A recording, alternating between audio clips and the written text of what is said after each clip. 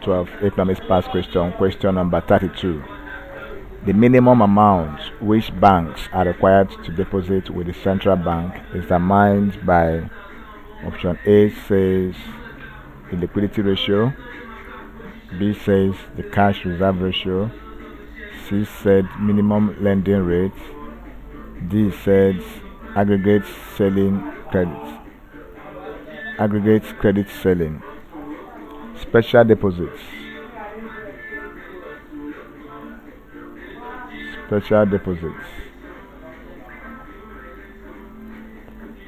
is also an instrument of monetary policy which is used to restrict lending.